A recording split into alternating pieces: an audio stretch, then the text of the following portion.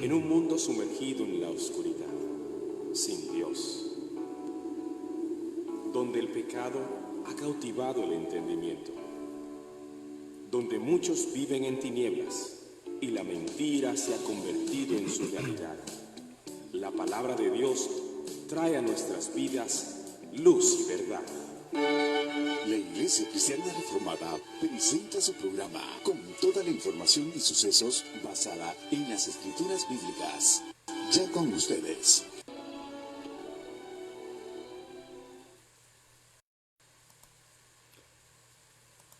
Muy buenos días, amados hermanos. En esta mañana vamos a hacer una repetición para los hermanos que no pudieron llegar ayer.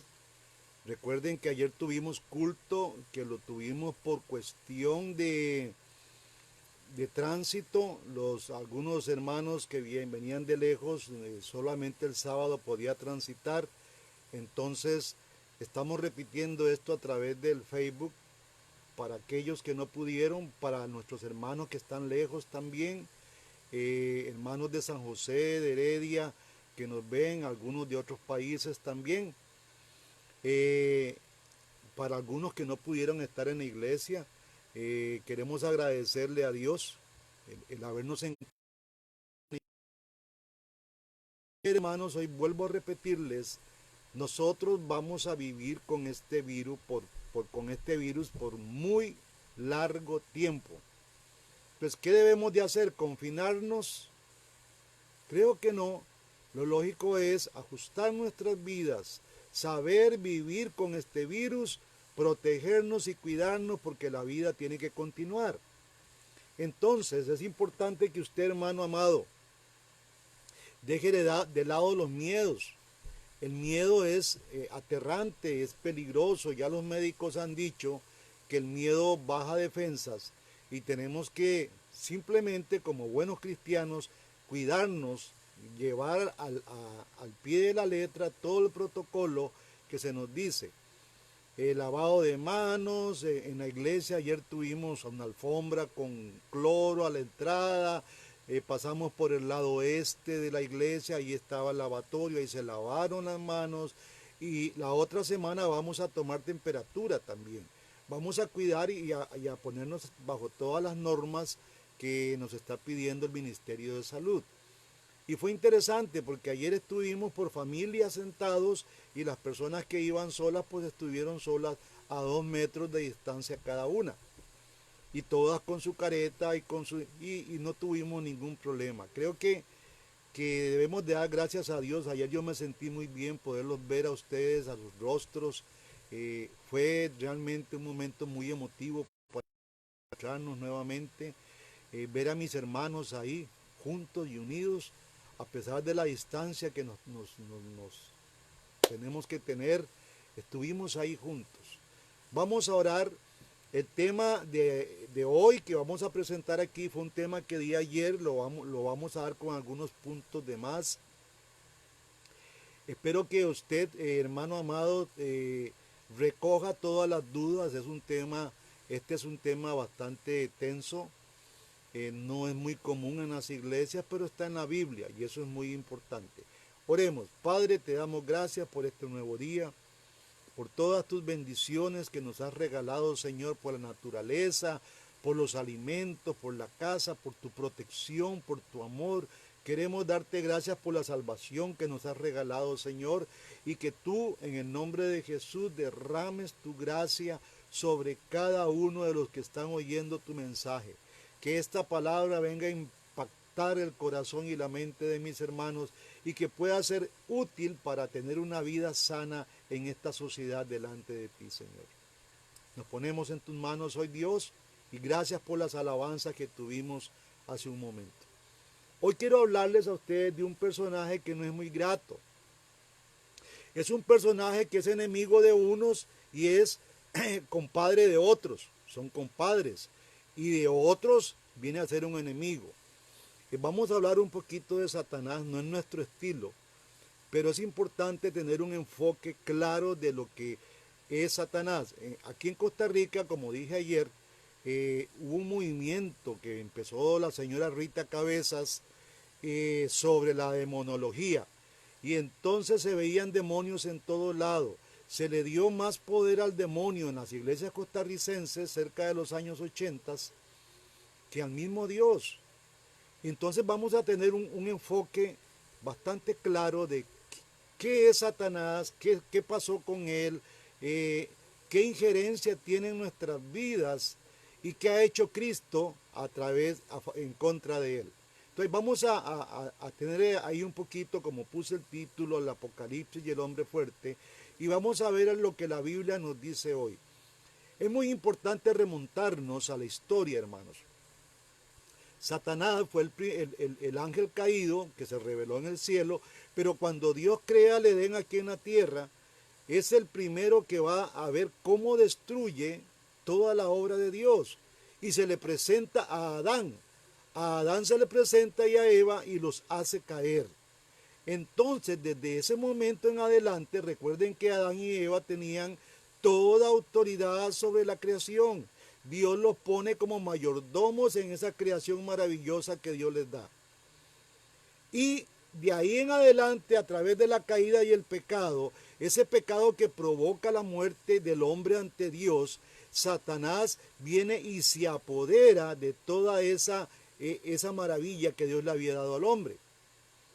Y es por esta razón que después de la caída de Cristo, o antes de la primera venida de Cristo, todas las naciones del mundo, excepto una, estaba bajo el dominio de Satanás.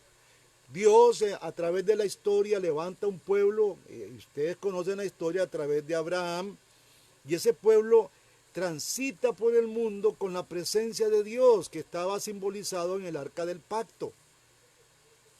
Y la tarea o la misión que tenía este pueblo era dar a conocer a las naciones quién era Dios.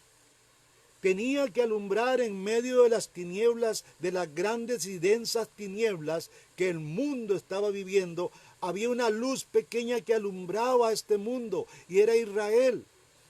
Lo triste de Israel fue que terminó igual que las demás naciones. Israel empezó a pedir un rey como las demás naciones. Israel empezó a adorar a los dioses de las otras naciones. Y entonces Dios tuvo grandes problemas, o el pueblo, Israel, tuvo grandes problemas con Dios.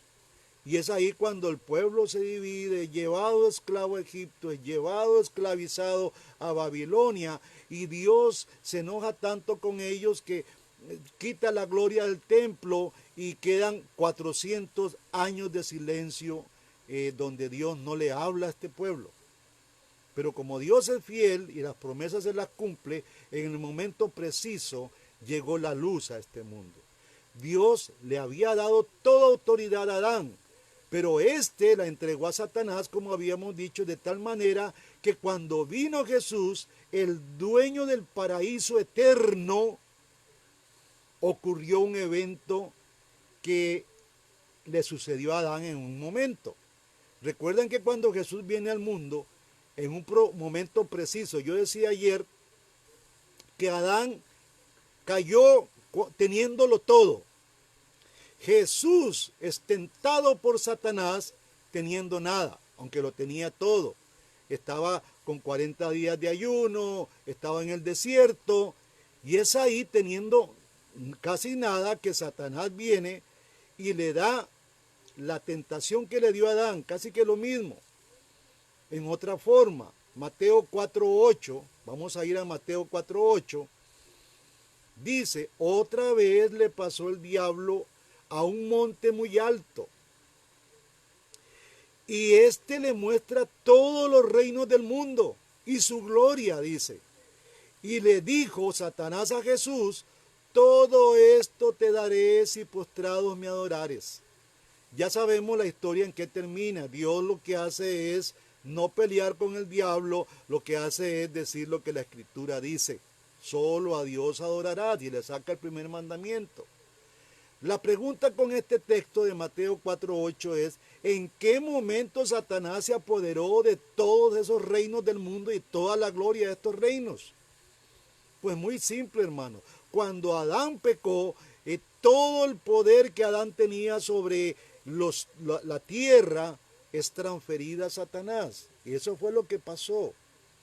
Satanás se posesionó de algo que no le pertenecía, porque Adán no tuvo la suficiente capacidad de detenerlo. Aquí nos encontramos ante un evento muy similar al del Edén, pero Jesús sí lo detiene. Y es la palabra de vida la que detiene a Satanás. Aquí Satanás le ofrece a Jesús todos los reinos del mundo. La pregunta que viene a través de esto es, ¿cuándo fue que Satanás obtuvo poder sobre estos reinos? Y es que aquí empieza, en este texto que estamos leyendo, empieza la gran derrota de Satanás. Una derrota que fue escrita en Génesis 3:15, recuerdan, que iban a hacer de la mujer, de la simiente de la mujer, uno que le iba a dar en la cabeza a Satanás, que le iba a quitar todo el poder, que iba a restaurar nuevamente a la relación primaria, y aún mejor. Cuando Jesús vino al mundo, el reino de las tinieblas empezó a andar con más fuerza. Ahí estaba, pero al venir Jesús, este reino de las tinieblas fue más agresivo. Su principal asalto fue frustrar el propósito de Dios, y el conflicto entre Cristo y Satanás se elevó a un tono de fiebre. Así que los demonios se hicieron muy agresivos, intentando aferrarse a las almas que estaban dentro de la audiencia que seguía a Jesús, a la cual Jesús les predicaba. Y el conflicto fue enormemente mayor y fue creciendo día tras día en los días de Jesús. Pero a la postre ocurrió algo maravilloso con la venida de Cristo también. Ocurre algo excelente. Yo quiero que ustedes vayan a Apocalipsis 20. Apocalipsis 20, recuerden que ayer hablábamos que en este libro a veces el tiempo se confunde, el pasado se confunde con el presente y el futuro. No se maneja un tiempo específico, hay que determinarlo. Y esto es lo que ha traído mucho conflicto a las iglesias, porque no tienen una buena hermenéutica y una buena exégesis sobre este libro. Este libro es bastante difícil, muy simple, pero es difícil de comprenderlo. Y yo creo que si podemos manejar esa dificultad del libro, del tiempo, despacio, ¿verdad? Un momento está en la tierra y ¡prum!, de pronto aparece en el cielo la visión de Juan. En el mismo momento que hay algo ocurriendo en la tierra, es lo que nos confunde. Dice así Apocalipsis capítulo 20, versículo 1. Y vi a un ángel que descendía del cielo con la llave del abismo y una gran cadena en la mano. Y prendió al dragón, la serpiente antigua, que es el diablo y Satanás, y lo ató por 1000 años.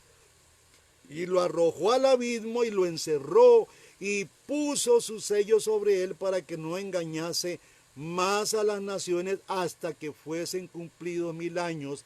Y después de esto debe ser desatado por un poco de tiempo. Mire, hay un conflicto entre los dispensacionalistas, premilianistas, que es un movimiento que es el que está hablando del arrebatamiento, pero ellos lo hablan en otra forma. Ellos hablan de un rapto. Jesucristo va a venir y yo quiero que usted no se enrede conmigo ni se confunda. No vaya a decir que este pastor está... No, Jesucristo viene. La palabra rapto no la va a encontrar usted en ningún texto. Va a encontrar transformación, advenimiento de Cristo.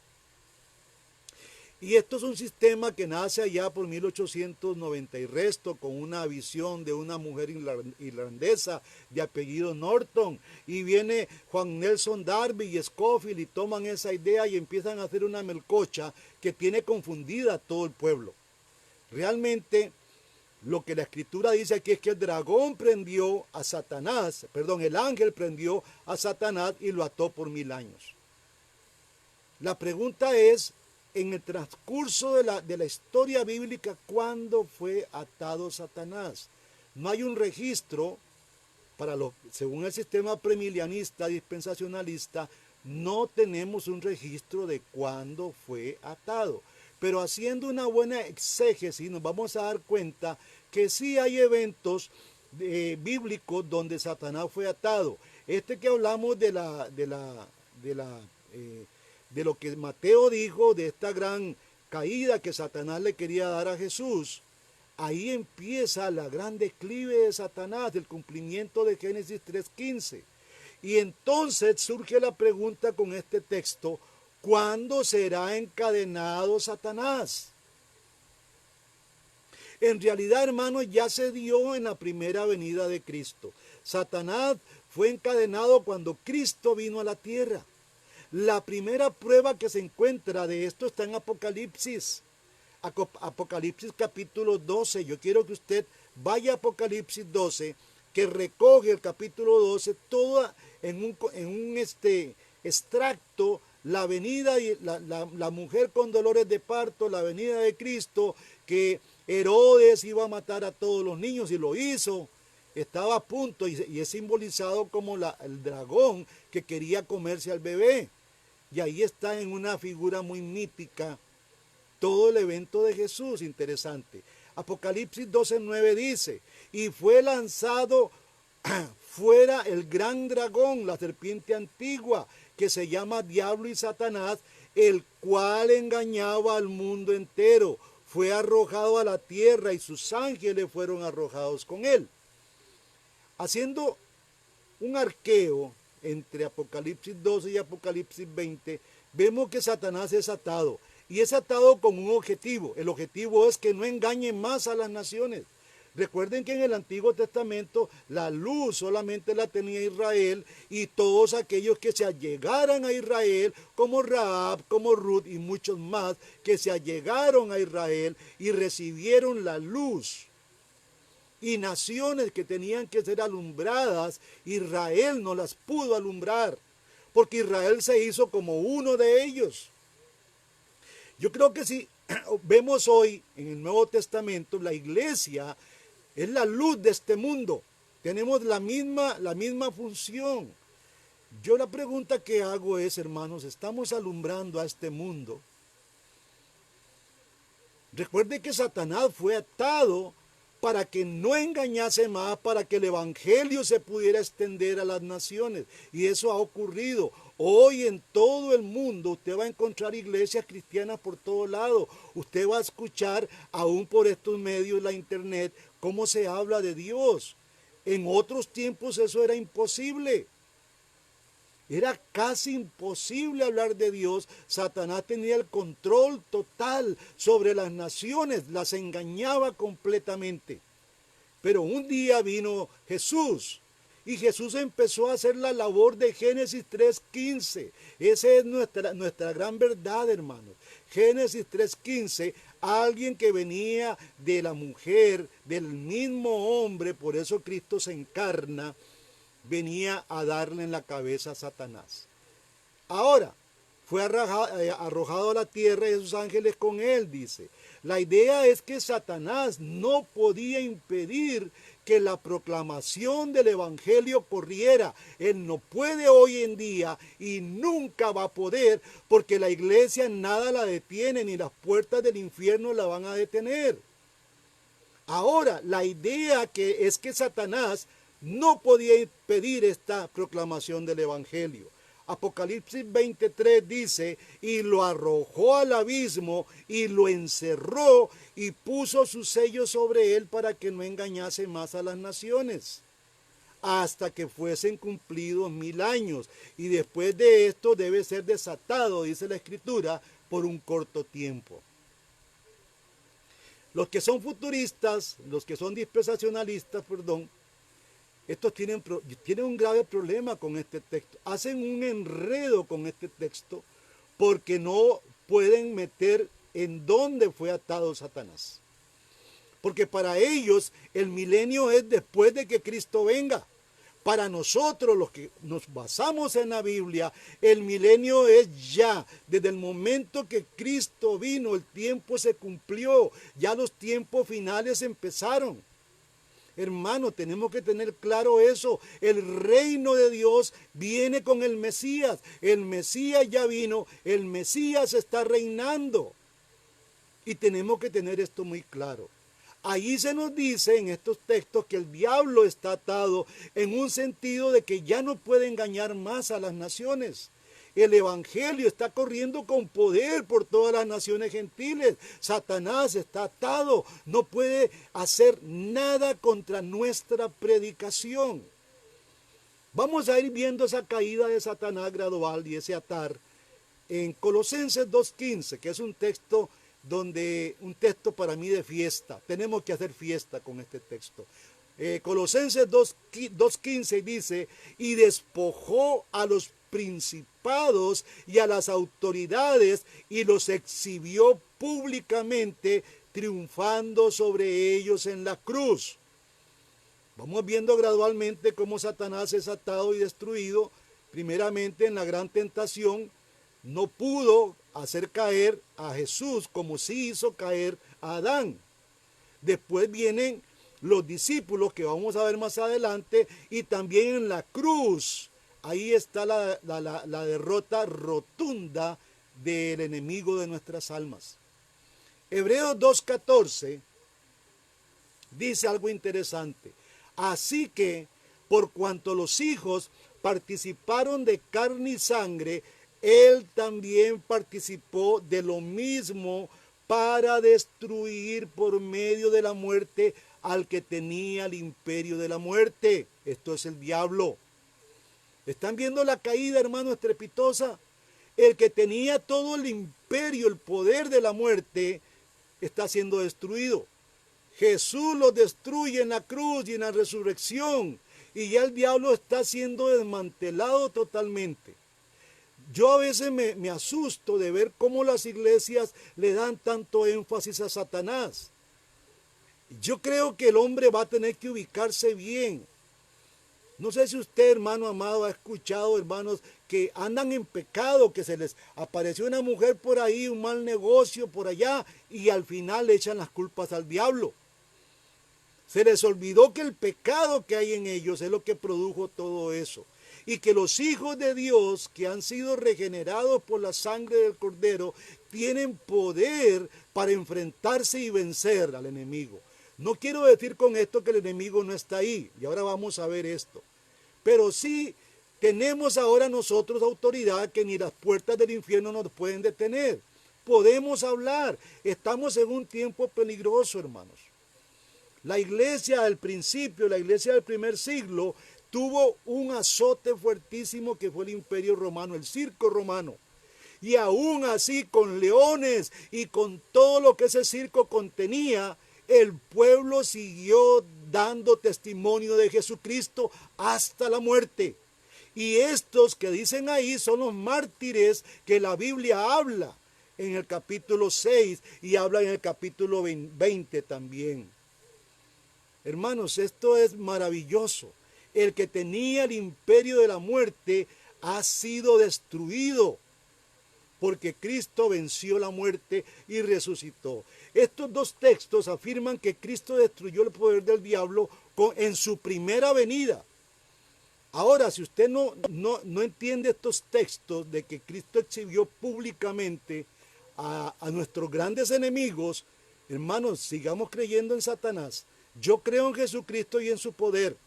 Sí, creo que hay un enemigo ahí que va a ser destruido totalmente y que anda ahí, está en este momento, porque para mí y para muchos creyentes el milenio se está viviendo ya.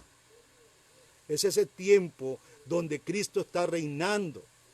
Ya Cristo reina en el cielo y usted, como dice Efesios capítulo 1, usted está sentado juntamente con Él en ese lugar especial. Cristo ató al hombre fuerte cuando vino a la tierra, encadenó a Satanás hace 2000 años gracias a su vida, su muerte, su resurrección y su ascensión. Cristo ató a Satanás en su primera venida y vamos a tratar de probar esto. La atadura de Satanás en Apocalipsis 20, del 1 al 3, se lleva a cabo, hermanos, y repito, en la primera venida de Cristo. Así la edad presente, esta edad presente es el milenio. Y una característica del periodo del milenio es que Satanás está atado. Dice Apocalipsis 24. Apocalipsis 24. vi tronos y se sentaron sobre ellos los que recibieron facultad de juzgar. Y vi las almas de los decapitados por causa del testimonio de Jesús y por la palabra de Dios, por los que no habían adorado a la bestia ni a su imagen, ni recibieron la marca en su frente ni en sus manos. Y vivieron y reinaron con Cristo 1000 años. Pero los otros muertos no volvieron a vivir hasta que se cumpliese 1000 años. Esta es la primera resurrección. Y aquí hay un misterio lindo, un misterio que ya fue enseñado por Jesús. Dice el versículo 6, bienaventurado y santo el que tiene parte en la primera resurrección.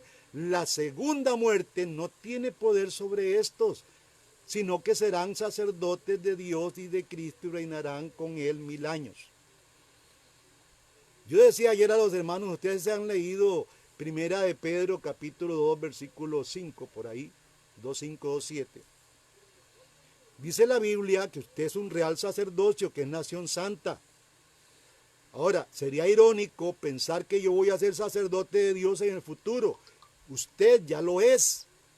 Y los sacerdotes, dice al final del capítulo 6, que seremos sacerdotes de Dios y de Cristo y reinaremos con él 1000 años. Es para un pueblo cristiano, para el pueblo cristiano es difícil entender, hermano, que ya estamos reinando. ¿Usted cree que la iglesia está reinando hoy? Hay gente que no cree que la iglesia está reinando. Tenemos un rey, estamos sentados en lugares celestiales, somos real sacerdocio, somos una nación santa. Ya estamos reinando con el rey. El rey nos ha sentado en su mesa. Interesante lo que leíamos en los primeros versículos. El versículo 4 dice, y vi tronos y se sentaron sobre ellos los que recibieron facultad de juzgar. En esos tronos se sentaron personas. Y vea lo que Jesús dice en Mateo capítulo 19, versículo 28. Y Jesús les dijo, de cierto, a los 12 apóstoles, de cierto digo que vosotros me seréis seguidos en la regeneración cuando se sentará el Hijo del Hombre en el trono de su gloria. Y vosotros también os sentaréis sobre esos 12 tronos para juzgar a las 12 tribus de Israel. También esos tronos son simbólicos, hermanos. Son los apóstoles y todos aquellos decapitados y que murieron por la causa de Cristo. Hoy mucha gente, cuando tiene problemas, abandona al Señor. Aquellos grandes hombres del primer siglo, que fueron los que no permitieron, los que no adoraron a la bestia, se mantuvieron firmes en su creencia. Creían las palabras que el Señor le dijo. Hoy hemos visto una bandada de cristianos que cuando vienen las dificultades abandonan el evangelio. ¿Por qué? Porque se ha venido predicando un evangelio solamente de prosperidad. Se nos olvidó que si usted está en un reino, los reinos son atacados.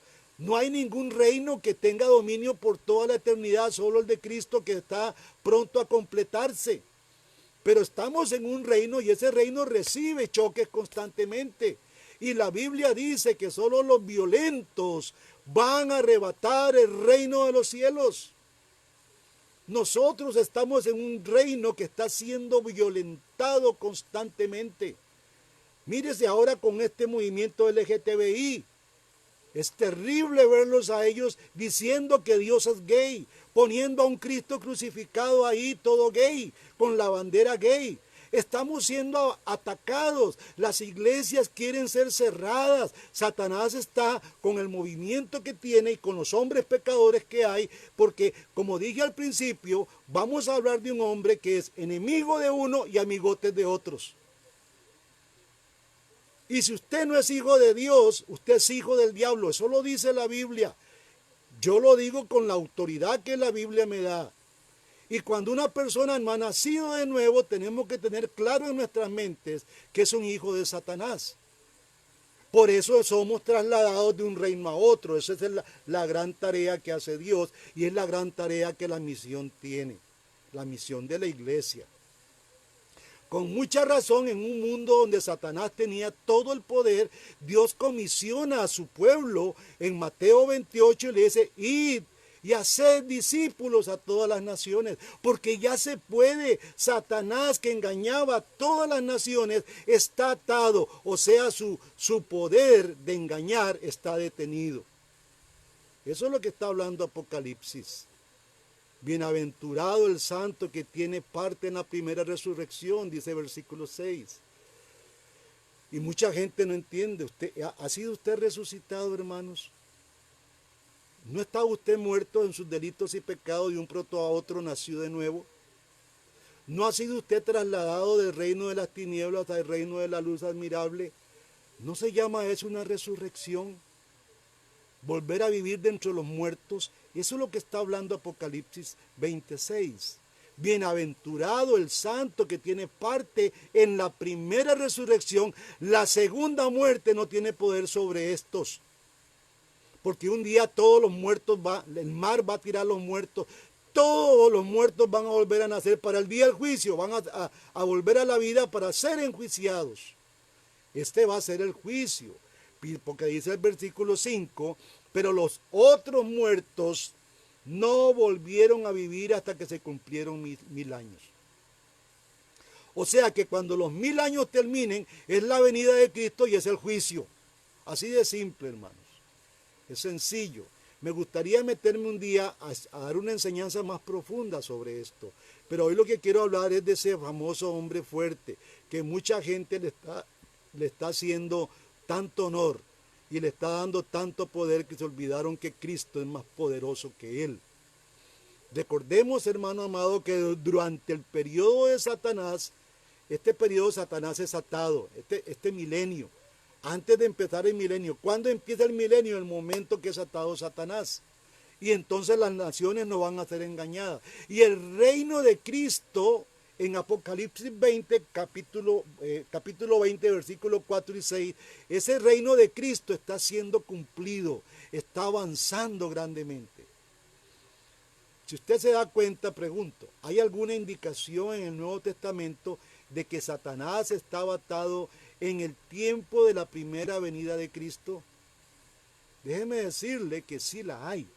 Cuando los fariseos acusaron a Jesús de expulsar demonios por el poder de Satanás, Jesús contestó, y quiero que vaya por un momento a Mateo capítulo 12.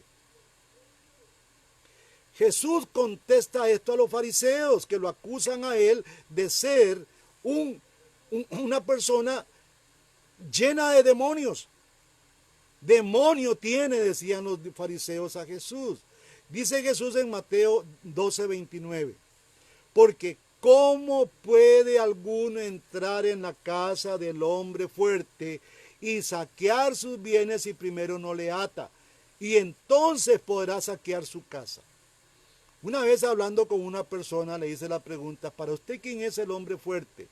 Y me dijo, Jesús. Óigame, yo estoy hablando con un cristiano de años. Y para él el hombre fuerte era Jesús. Qué equivocado estaba este hermano amado. El hombre fuerte es Satanás.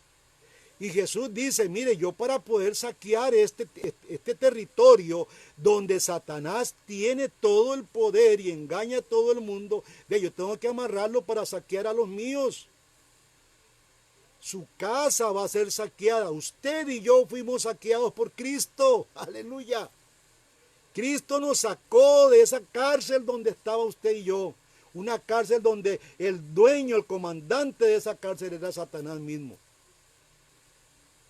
Hermano, qué maravilloso leer la Biblia. No solamente tenemos un testimonio ahí en Mateo 12, también Lucas 17 nos da un esbozo de esa caída grande y estrepitosa de Satanás que Lucas 10, 17 nos enseña. Saque Lucas 10, 17. Dice, regresaron los 70 con gozo diciendo, recuerden que Jesús envió a 70 hombres como un entrenamiento, los envió a llevar las buenas nuevas que él les estaba enseñando, les había enseñado. Dice, regresaron los 70 con gozo diciendo, Señor, hasta los demonios se nos sujetan en tu nombre. Y Jesús les dijo, veía yo a Satanás caer del cielo como un rayo. Hermanos, esa caída gradual, primeramente, la gran tentación donde no pudo lograr nada. Segundo, Jesús viene y lo ata para saquear. Y ahora estamos viendo también, y esto es una buena exégesis, en Lucas, cómo Satanás es dominado y todos sus demonios por los discípulos de Jesús que se sujetaban en el nombre de Jesús y empezaban a caer Satanás como un rayo. Jesús vio en las obras de sus discípulos que estaban haciendo esto una indicación de que su reino, el reino de Satanás, se le había dado un golpe aplastante, una estocada le estaban dando al reino de Satanás, una restricción estaba ocurriendo, ya no podía engañar Satanás más a las naciones. En la misma Israel había sido engañada por Satanás. Ahora vamos a ver otro texto exegético que ayuda a entender esto. San Juan capítulo 12. San Juan 12:31, hermanos. Dice Jesucristo, que es el que habla aquí, ahora es el juicio de este mundo. Ahora el príncipe de este mundo será echado fuera. Y yo, cuando sea levantado en la tierra, a todos atraeré a mí mismo.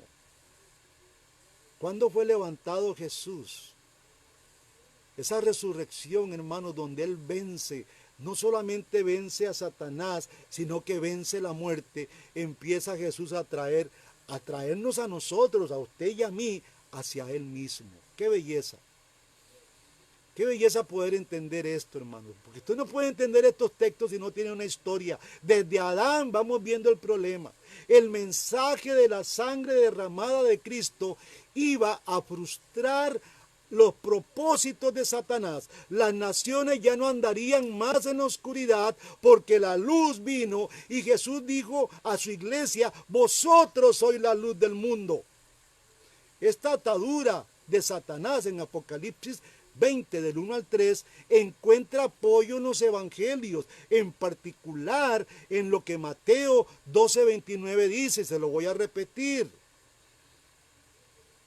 Versículo 28 de Mateo 12, porque si yo por el Espíritu de Dios echo fuera demonios, dice Jesús, ciertamente ha llegado a vosotros el reino de Dios.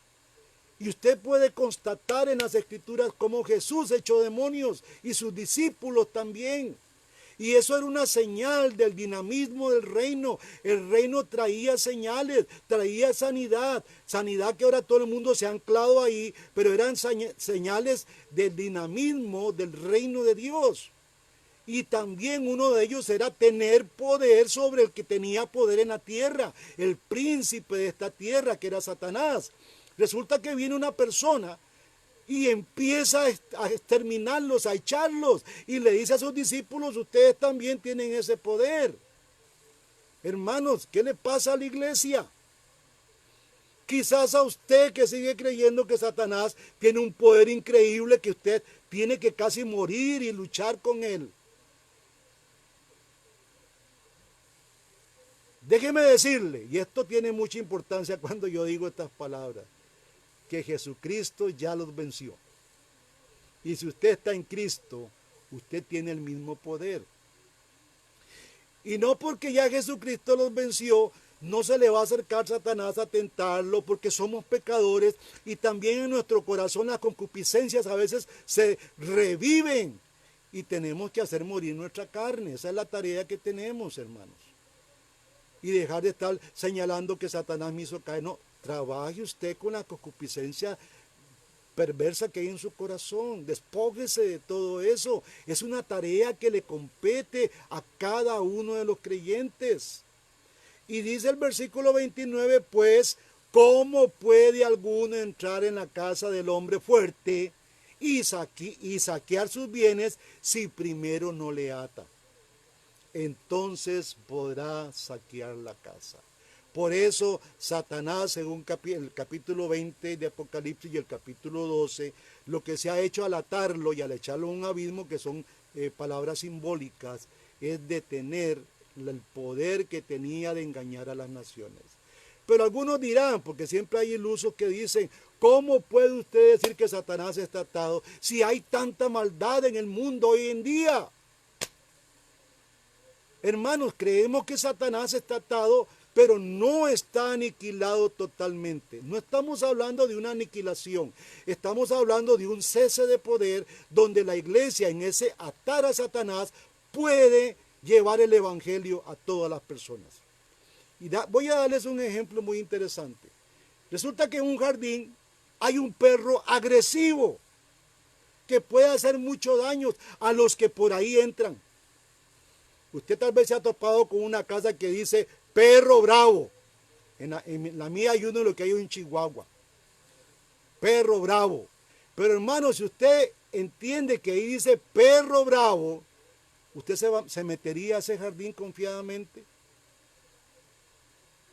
Hay algunos ilusos que sí. Dice perro bravo y se meten porque quieren obtener algo de las riquezas de Satanás. Porque Satanás ofrece cosas lindas. Recuerde lo que le ofreció a Cristo. Que le ofreció a Cristo toda la gloria y todos los poderes y todas las naciones con su gloria. Y a veces nosotros queremos esa gloria del dinero, esa gloria, y entonces nos topamos con un perro rabioso y feroz, que sí nos va a dañar. Nadie. Satanás puede obrar dentro de su esfera de influencia, pero no más allá de ella. ¿Por qué? Porque está atado, está limitado. Un día será suelto. Ese día que sea suelto es el día en que la iglesia que esté en ese momento presente va a sufrir.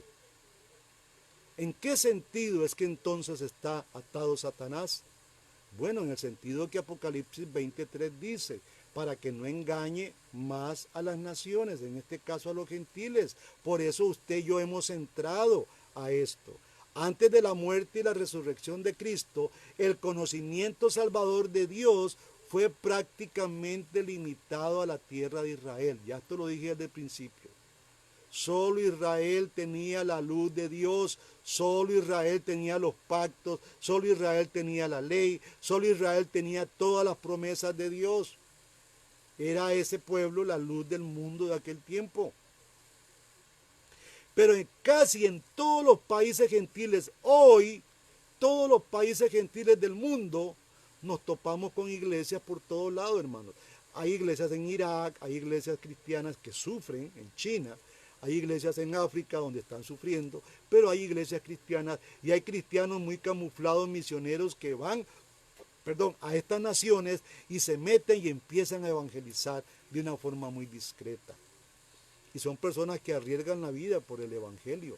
Tenemos que orar por los misioneros valientes que se van a estas zonas a evangelizar, zonas donde Satanás todavía tiene un poder, pero más poderoso es el poder de Dios por haberlo atado. Y los 1000 años que habla la Biblia aluden casi a todo el periodo entre la primera y la segunda venida de Cristo. Esos 1000 años, ¿qué espacio de tiempo es eso? Bueno, desde la primera venida de Cristo hasta la segunda, ese espacio se llaman los 1000 años. Casi todos hablan de este tema a futuro. Los 1000 años empezaron ya. Los tiempos finales empezaron hace 2000 años cuando Jesús vino. Hermanos, tenemos que entender cuáles son los tiempos finales.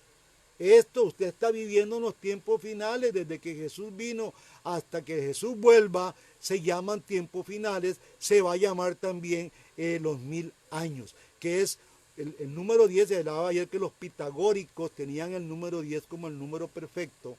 Y en el mundo griego que se vivía, este tema era normal.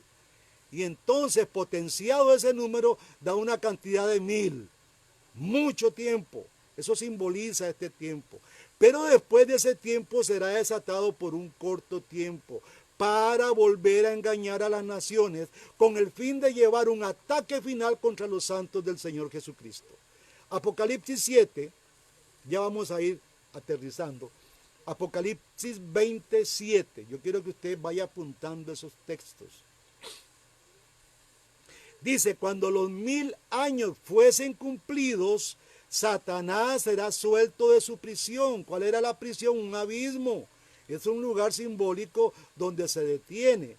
Será suelto de su prisión y saldrá, dice el versículo 8, para engañar a los gentiles que están por los cuatro ángulos de la tierra, a Gog y a Magog, a fin de congregarlos para la batalla, el número de los cuales es como la arena del mar. Esta guerra ha sido casi toda una nebulosa, hermanos. Hablar de Gog y Magog, aún en los medios teológicos es difícil hablar de esto porque hay toda una oscuridad. Hay muy poca información sobre Gog y Magog. Gog era un rey y Magog era un pueblo, primero que todo. Ahora, usted puede encontrar esa información en el capítulo 38 y 39 de Ezequiel, que se lo voy a dejar de tarea. Ahora que termine esta enseñanza, usted se va y con buen tiempo, un cafecito a la par, un vinito, lo que usted quiera, un buen ceviche o algo, usted se va a sentar a leer esos dos capítulos. Ahí va a tener una información bonita. Vamos primeramente a ver quién era Magog. Magog, según Génesis 10:2, era hijo de Jafet. Vamos a ver lo que Génesis 10:2 dice. Los hijos de Jafet eran Gomer y Magog, y Madai, y Javán, y Tubal, y Mesec, y Tiras. Gog era el rey de ese pueblo.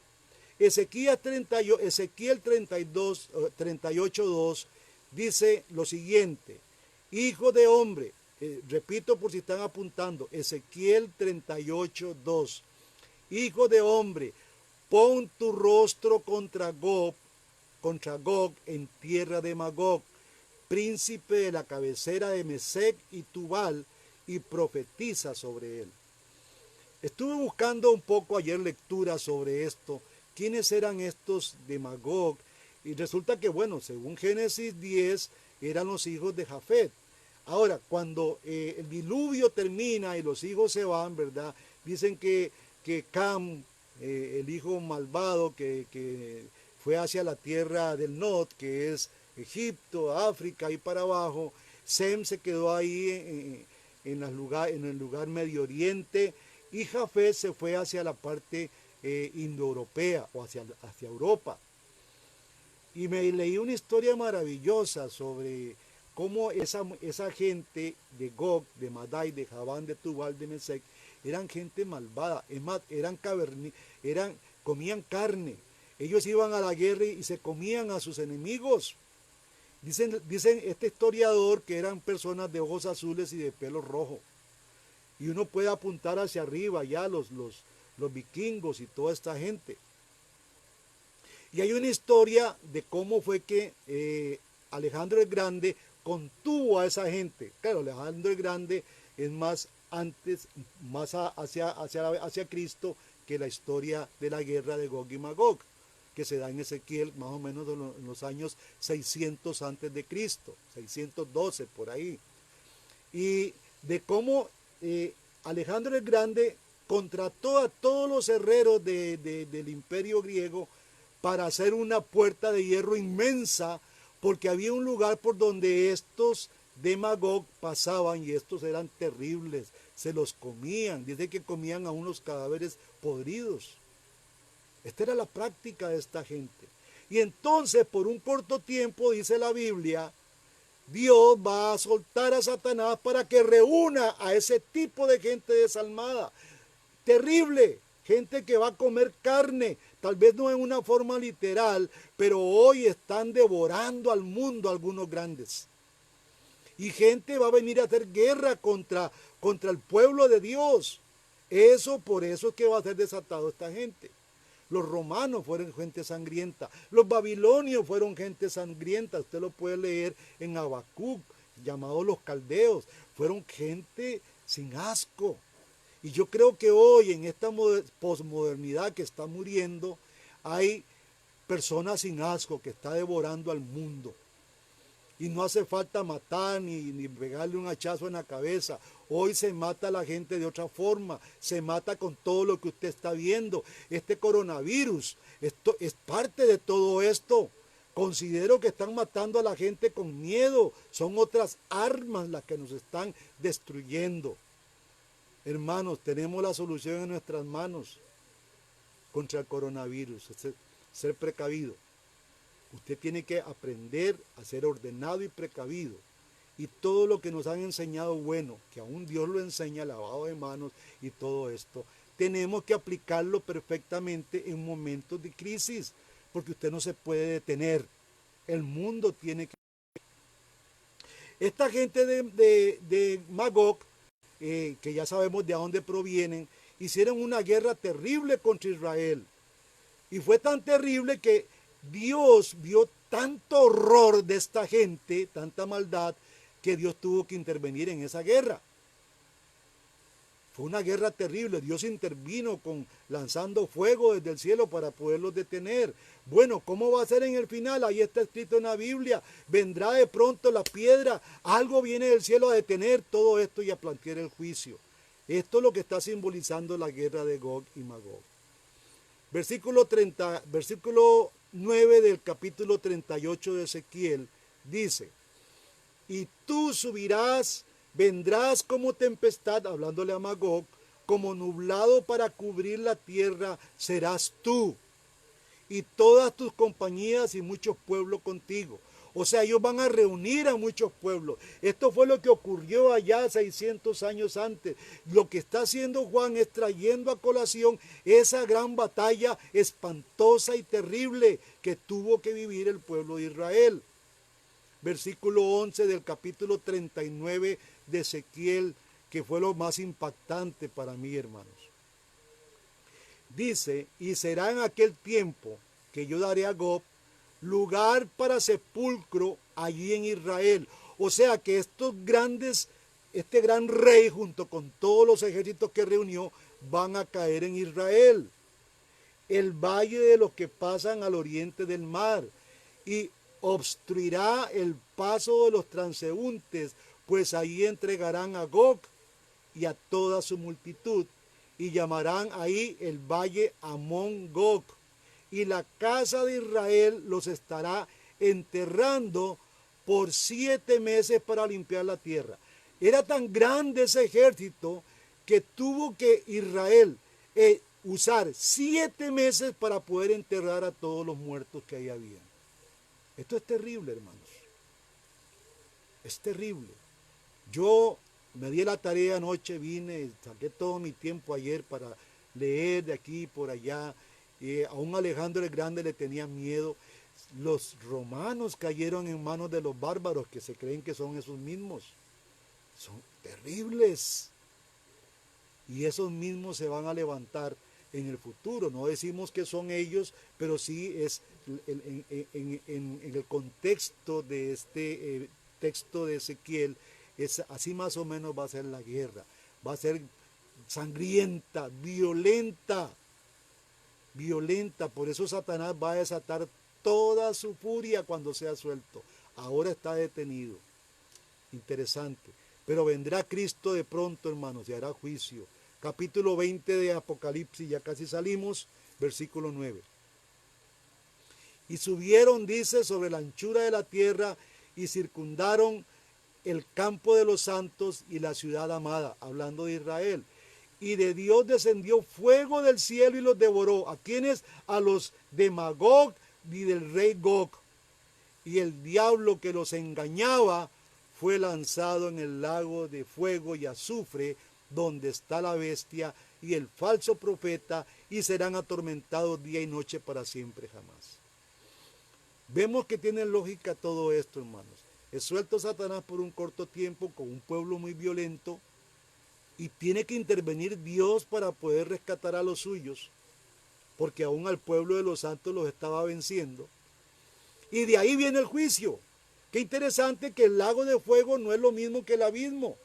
El abismo es un lugar para detener, para tenerlo en prisión, para que no engañe más a las naciones. Pero cuando es suelto por un corto tiempo, Satanás empieza a hacer de las suyas, y lo que le queda es el juicio final. El lago de fuego, donde serán atormentados, dice, día y noche para siempre. Dios lucha, hermano amado, y esto quiero que se lo lleve porque alguna enseñanza tenemos que tener. Dios lucha a favor de sus hijos. Él siempre nos da la victoria y nos hace más que vencedores. Las puertas del infierno no pueden detener a la iglesia. Esto es nuestro glorioso final. Nadie nos puede vencer. Capítulo 21 de Apocalipsis, versículo 7. Al que venciere, dice Jesús, Juan, recibirá todas las cosas por heredad, y yo seré su Dios, y él será mi hijo. Mas a los temerosos e incrédulos, a los abominables y homicidas, a los fornicarios y hechiceros, a los idólatras y a todos los mentirosos, dice, su parte será en el lago que está ardiendo con fuego y azufre, que esta es la segunda muerte.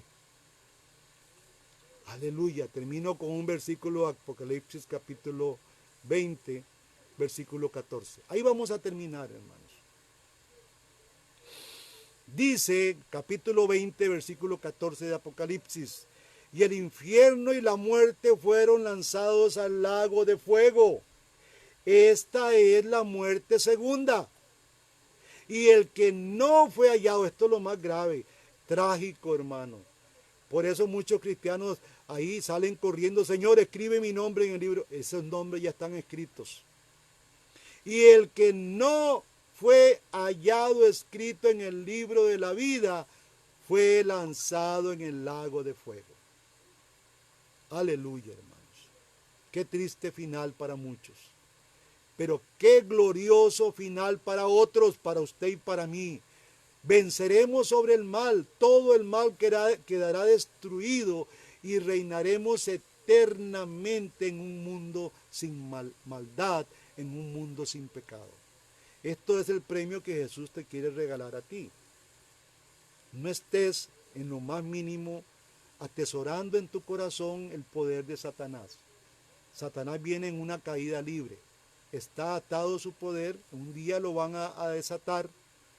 Ese día va a ser violento para la iglesia cristiana que esté reinando en la tierra, porque va a venir con mucha fuerza una batalla muy fuerte, donde va a salir nuestro gran Padre, nuestro Señor Jesucristo, va a salir al encuentro para defendernos y va a vencer, porque Él vino a la tierra venciendo para siempre. Aleluya, hermanos. Espero que Dios haya llenado tu corazón de fe, de esperanza, de ánimo, sabiendo esta buena noticia de que el hombre fuerte ya es atado y que Cristo, que tiene toda autoridad sobre él, y usted en Cristo también tiene autoridad sobre él. Usted puede vencer todos los ataques. Tiene toda la armadura que Cristo te ha dado para poder vencer. Esa armadura, si tú te la pones, hermanos, eres el hombre indestructible. Amén. Vamos a orar. Padre, te damos gracias. Queremos hoy, Dios, darte alabanzas a ti, porque tú nos has dado la victoria. Tú quitaste de en medio de nuestro camino al que nos sometía a esclavitud, al que nos tenía presos a nosotros. Tú nos has liberado, Señor, por tu gran poder, por tu gran obra aquí en la tierra. Tu amor realizó esta gran tarea, morir en una cruz, no solo para salvarnos, sino para destruir, darle en la cabeza, como decía Génesis 3:15, aquel que tenía y obtuvo todo el poder. Gracias, Señor. Hoy mi corazón te alaba y te bendice. Y queremos darte gracias, Dios, por esta gran victoria que nos das. En el nombre de Jesús oramos con gratitud. Amén y amén. Hermanos amados, tengo que hacer unos pequeños anuncios.